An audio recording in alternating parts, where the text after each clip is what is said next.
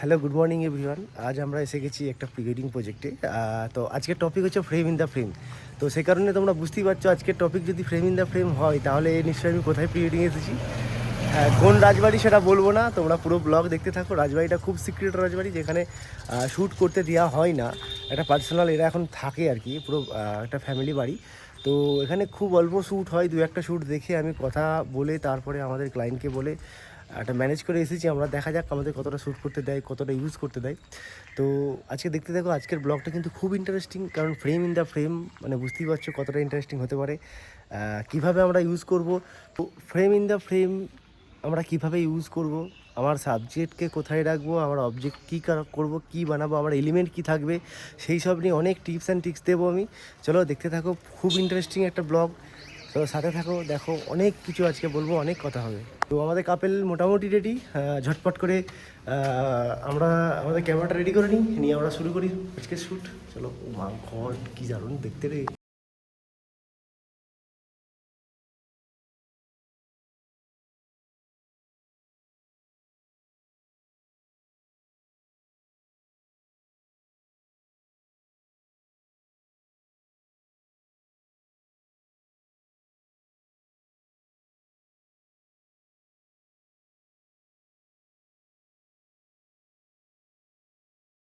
তো frame in the frame আমরা কীভাবে ইউজ করব, দেখো দুটো প্লেয়ার আছে এখানে, দুটো প্লেয়ারের ঠিক মধ্যিখানে কাপলকে বসিয়েছি।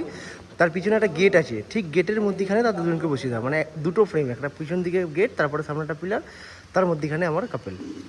যেহেতু আমাদের ফ্রেম ইন দ্য ফ্রেমটা প্রপার হচ্ছে না, কারণ আমাদের সামনে দুটো পিলার ঠিক মেজারমেন্ট আছে, কিন্তু আমাদের যে পিছনে গেটটা আছে না, সেই গেটটা একটু বাঁদিকের শেপে আছে, সে কারণে ফ্রেম ইন দ্য ফ্রেমটা প্রপারলি হচ্ছে না, একটু আমাদেরকে সোজা করে নিতে হচ্ছে। এখানে একটা সুন্দর ফ্রেম আছে, সাবজেক্টকে আমি হোয়াইট জোনটাতে রাখবো, আর এই গেটটাকে একটা সুন্দর ফ্রেম ক্রিয়েট করবো। এটাও কিন্তু এক ধরনের frame in the frame, already একটা ফ্রেম আছে, জাস্ট আমার সাবজেক্ট এখানে দাঁড় করিয়ে দিয়ে একটা ফ্রেম ক্রিয়েট করবো আমি।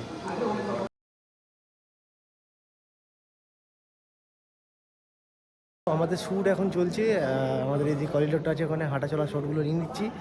অবশ্যই আউটপুট আমি দেখাবো, তোমরা ওয়েট করো শেষ পর্যন্ত। আউটপুট আমরা একটা সময় দেখাবো, প্রত্যেকটা শটের পরে একটা করে র ফুটেজ দেবো, যাতে তোমরা বুঝতে পারো।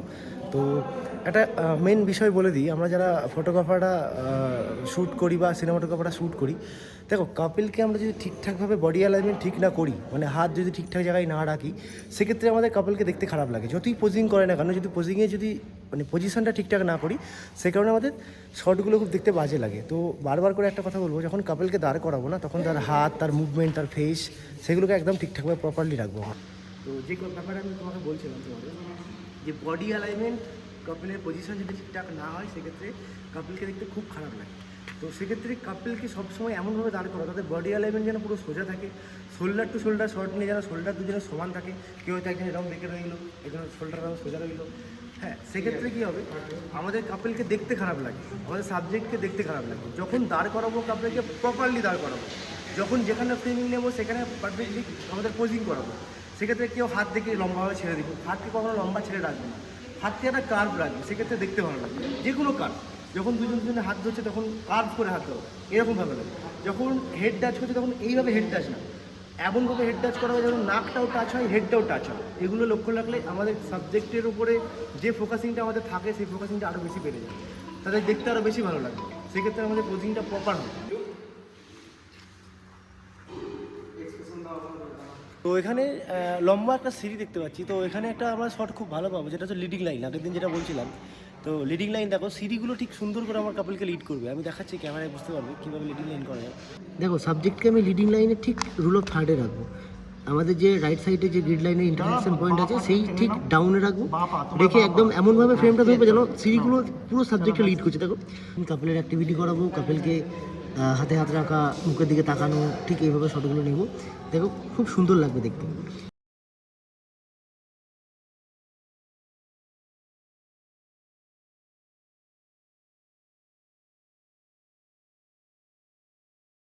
একটা ফ্রেম অলরেডি হয়ে আছে, শুধু মধ্যিখানে আমার কাপেলকে দাঁড় করিয়ে দেবো, তাহলেই একটা frame in the frame create হয়ে যাচ্ছে। একটা ফ্রেমের মধ্যে আর একটা ফ্রেম, দেখতে কত সুন্দর লাগছে না। আমি একটা ডার্ক নেবো ডাউন থেকেই, দেখি কতটা ভালো পাই, কারণ ডার্ক ফ্রেম নিতে গেলে পুরোটাই নেগেটিভ জোনের প্রয়োজন। যেখানে আমার পিছনে 2-4টা গাছ আছে, তাহলে নেগেটিভ জোন আমি পাচ্ছি না, তাও আমি চেষ্টা করবো নেগেটিভ জোন ক্রিয়েট করার।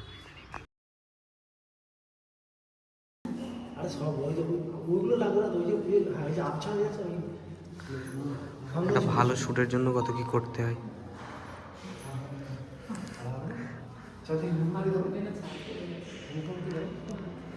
আমাদের শ্যুট চলছে, আমরা এখন একটা আয়না পেয়েছি, সেই আয়নায় শট নিচ্ছি। আমি 2টো শট নিয়েছি, মোটামুটি এতটুকু ক্লিয়ার নিয়েছি, বেশ ভালোই এসেছে। আমি দুটো কথা বলি, একদিন আমি আজকে কিছু বলছি না ব্লগিংয়ে, একদিন আমি ফোকাসিং এরিয়া নিয়ে একদিন কথা বলবো। ফোকাসিং এরিয়া কীভাবে করবো, ফোকাস শিফটিং কীভাবে করবো, কত ফোকাসটা ইনস্ট্যান্ট স্পিড রাখবো, সেই নিয়ে আমি পরের ব্লগে আলোচনা করবো। আজকে অনেকটা লং হয়ে যাবে এইসব নিয়ে আলোচনা করলে। তো আজকে এই শটটা নিতে গিয়ে আমাকে ফোকাসিং এরিয়াটা কী রাখলাম, তো সেই নিয়ে আমি দুটো কথা দেখিয়ে দিই তোমাদের, তোমরা তাহলে বুঝতে পারবে। অ্যাকচুয়ালি একদম ছোট্ট একটা স্পট জোনে আমাকে ফোকাস করতে হয়েছিল, সে কারণে আমি কি ফোকাস ইউজ করলাম সেটা আমি ফোনে দেখিয়ে দিচ্ছি তোমাদের ব্যাক ক্যামেরায়। তো দেখো শটটা দেখলে তোমরা বুঝতে পারবে। তো আমরা যারা সোনি ইউজার তারা অনেকেই জানি আমাদের ফোকাসিং এরিয়া বলে একটা অপশান আছে, যেখানে আমরা বিভিন্ন টাইপের ফোকাসিং এরিয়ায় মানে বিভিন্ন জোনে আমরা ফোকাস করতে পারি। তো এখানে আমি যেটা ইউজ করলাম সেখানে হচ্ছে আমি স্পট ফোকাস করলাম, করে আমার এই যে লার্জ আছে লার্জটাকে আমি স্মল করে দিলাম। যেহেতু আমি একদম ছোট্ট একটা জায়গায় ফোকাস করলাম, সেই কারণে আমি এই সেটিংসটা ইউজ করলাম। এটা ইউজ করার বেনিফিট কী আছে তোমরা ইউজ করলে হয়তো বুঝতে পারবে।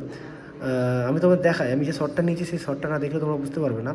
যেহেতু আমি দুটো কাপেলের মধ্যেখানে আয়নার রিফ্লেকশানটা শট নিয়েছিলাম, সে কারণে আমি ছোট্ট ফোকাসটা ইউজ করলাম। আমি যখন লার্জটা স্পট ফোকাসের লার্জটা ইউজ করছিলাম, সেক্ষেত্রে কিন্তু আমার সাবজেক্টের উপর ফোকাস নিয়ে নিচ্ছিল। সে কারণে আমি সাবজেক্টের যে রিফ্লেকশান আয়নাতে, সেই মিররের যে রিফ্লেকশান, সেই রিফ্লেকশানটাতে শট নেওয়ার জন্য আমি এই জোনটা ইউজ করলাম। দেখো শটটা দেখলে তোমরা বুঝতে পারবে, র ফুটেজ দিয়ে দেবো তোমাদের, এই শটের পরেই বুঝতে পারবে।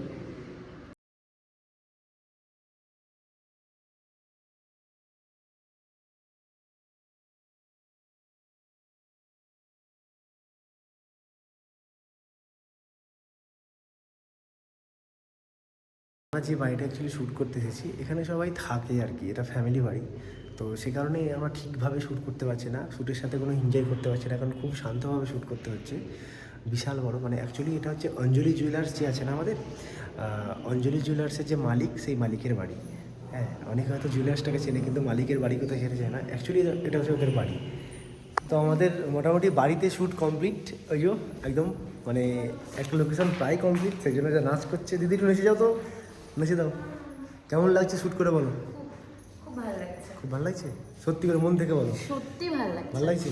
দাদা তোদের কাছে নেই, যাই হোক খুব, দাদা বিড়ি খেতে গেছে। দাদা শ্যুট করতে কেমন লাগছে? খুব সুন্দর লাগছে, খুব সুন্দর, ভালো লাগছে তো?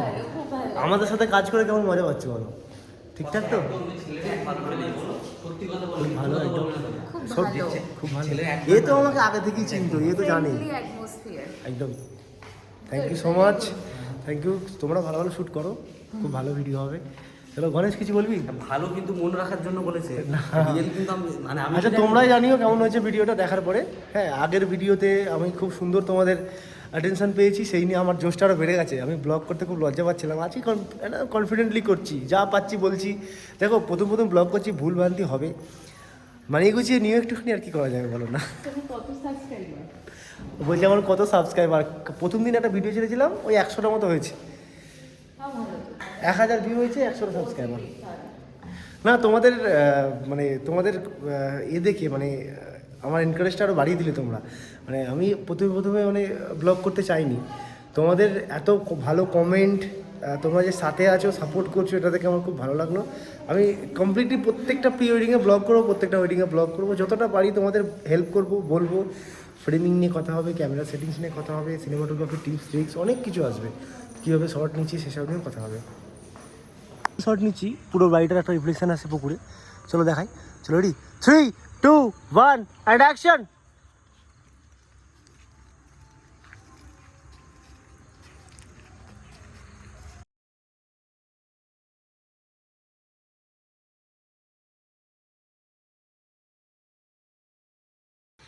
চলো, আমাদের কাপল চলে আসছে, আমাদের শ্যুট কমপ্লিট। এই যে আমাদের খুব কিউট কাপল ছিল আজকে, টুক করে একটা চুমু দিয়ে দিল। চলো দিদি, শ্যুট কেমন লাগলো বলো? সারাদিন শ্যুট করে অসাধারণ।